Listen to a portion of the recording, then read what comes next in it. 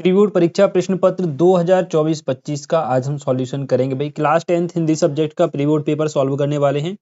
Paper का PDF आपको हमारे टेलीग्राम ग्रुप पे मिलेगा। अगर आपको चाहिए तो टेलीग्राम ग्रुप को ज्वाइन कर लें, वहां से आपको इसका पीडीएफ मिल जाएगा। सबसे पहले हम देखेंगे सही विकल्प। आने वाला पेपर भी लगभग इसी प्रकार से आएगा। इसी टाइप के क्वेश्चन आपको आने वाले प्री बोर्ड पेपर में देखने को मिलेंगे। फर्स्ट क्वेश्चन है, स्वयं प्रकाश ने संपादन किया था वसुधा पत्रिका का, सरस्वती पत्रिका का, अक्षरा पत्रिका का और जनवाड़ी पत्रिका का। राइट आंसर हो जाएगा वसुधा पत्रिका का, ऑप्शन नंबर ए। शिव धनुष तोड़ने पर क्रोधित हो उठे थे विश्वामित्र, लक्ष्मण, परशुराम और रावण। तो राइट आंसर हो जाएगा परशुराम, ऑप्शन नंबर सी। लय तुक यति गति मात्रा एवं चरण से युक्त रचना को कहते हैं। देखिए, लय तुक यति गति मात्रा एवं चरण से युक्त रचना को छंद कहा जाता है। ऑप्शन नंबर 2 इसका करेक्ट आंसर होगा। नेक्स्ट पूछ रहा है, लखनवी अंदाज पाठ की विधा है। कौन सी विधा है भाई? कहानी है, व्यंग है, संस्मरण है या फिर नाटक? राइट आंसर हो जाएगा व्यंग, ऑप्शन नंबर 2। जिस समास में प्रथम पद विशेषण द्वितीय पद विशेष होता है उसे कहते हैं अव्ययीभाव समास, द्विगु समास, कर्मधारय समास और द्वंद्व समास। तो राइट आंसर हो जाएगा कर्मधारय समास, ऑप्शन नंबर सी। हिरोशिमा कविता ली गई है अरि ओ करुणामय प्रभामय काव्य संग्रह से। तो इसका right answer option number A वाला करेक्ट हो जाएगा। अरि ओ करुणा प्रभामय काव्य संग्रह से ये ली गई है भाई। ठीक है, इसी के साथ हम बढ़ते हैं आगे और देखते हैं प्रश्न क्रमांक 2, रिक्त स्थानों की पूर्ति कीजिए।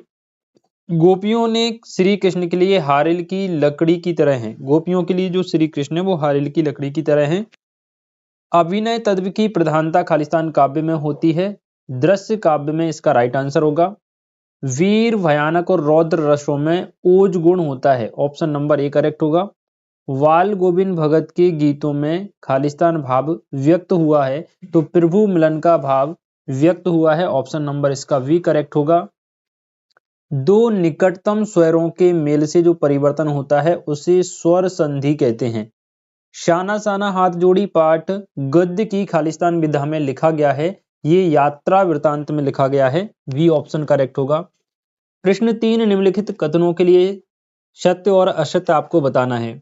निराला पूंजीवाद के समर्थक व पोषक कवि थे।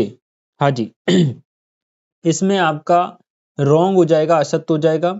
जहां अलौकिक आश्चर्य का भाव उत्पन्न हो वहां भीभत्स रस होता है, ये भी भाई आपका रॉन्ग हो जाएगा। वहां भीभत्स नहीं होता भाई, आश्चर्य अद्भुत रस होता है।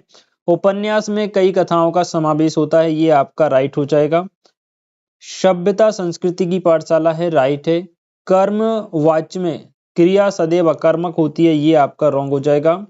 हिरोशिमा की घटना विज्ञान का सदुपयोग है, ये भी आपका गलत हो जाएगा, असत्य होगा। ठीक है, इसके बाद प्रश्न 4 जिसमें सही जोड़ियां हमको मिलान करनी है। देखेंगे उत्साह, उत्साह की जोड़ी मिलेगी भाई उत्साह किसकी कविता है? निराला की। अप्रस्तुत कथन से प्रस्तुत का बोध कराया जाए वहां होता है अन्योक्ति अलंकार। ऑप्शन नंबर 6 करेक्ट होगा। एक कहानी यह भी, एक कहानी यह भी, यह मनु भंडारी की रचना है। तीसरे नंबर की जोड़ी। लोकोक्ति, कहावत को लोकोक्ति कहा जाता है। 4th number. रास्ता दिखाने वाले को मार्गदर्शक कहा जाता है। 5 नंबर। और खेदुम जो है वो देवी देवताओं का निवास स्थान है, ये हो जाएगा आपका 6 नंबर। इस प्रकार से आपकी सही जोड़ियां कंप्लीट होती हैं। प्रश्न क्रमांक 5 हम देखेंगे। निम्नलिखित प्रश्नों के उत्तर एक वाक्य में लिखिए। गोपियों के अनुसार राजा का धर्म क्या है? तो इसमें आप लिखिएगा गोपियों के अनुसार राजा का धर्म है कि वह प्रजा को ना सताए, प्रजा को ना सताए और प्रजा का देखरेख सही तरीके से करे, ये राजा का धर्म होता है गोपियों के अनुसार। रमणीयार्तः प्रतिपादकः शब्दः काव्यम, यह परिभाषा किस विद्वान ने दी है? तो लिखिएगा यह परिभाषा आचार्य विश्वनाथ ने दी है। तो क्या लिखेंगे इसमें भाई? आचार्य विश्वनाथ। ठीक है, शास्त्रों में काशी किस नाम से प्रतिष्ठित है? तो लिखिएगा आनंद कानन के नाम से काशी शास्त्रों में प्रतिष्ठित है, आनंद कानन। महाराणा प्रताप शेर थे, वाक्य में निहित शब्द शक्ति का नाम लिखिए। इसमें निहित शब्द शक्ति है लक्षणा। अमोला किसे कहते हैं? तो इसमें आप लिखिएगा अमोला एक प्रकार का पौधा है जो आम के पेड़ पर उगता है, या जो आम के पेड़ पर नई छोटी छोटी कौपल या डालियां उगती हैं उनको अमोला कहते हैं। भोलानाथ अपने पिताजी को क्या कहकर पुकारते थे? तो भोलानाथ अपने पिताजी को बाबूजी कहकर पुकारते थे, ये इसका आंसर हो जाएगा। ठीक है, तो ये ऑब्जेक्टिव टाइप का पूरा सॉल्यूशन हमने देख लिया है। अगर आप चाहते हैं तो इसके प्रश्नोत्तर का भी आपको सॉल्यूशन मिले तो आप वीडियो के नीचे कमेंट कीजिएगा। अगली वीडियो में हम आपके लिए इसके जो प्रश्नोत्तर हैं, बाकी जो भी चीज़ें इसमें पूछी गई हैं, गद्य पद्य सारी चीज़ें आपको अगली वीडियो में दिखाएंगे। तो कमेंट जरूर कीजिएगा अगर आपको इसका कंप्लीट सॉल्यूशन चाहिए तो।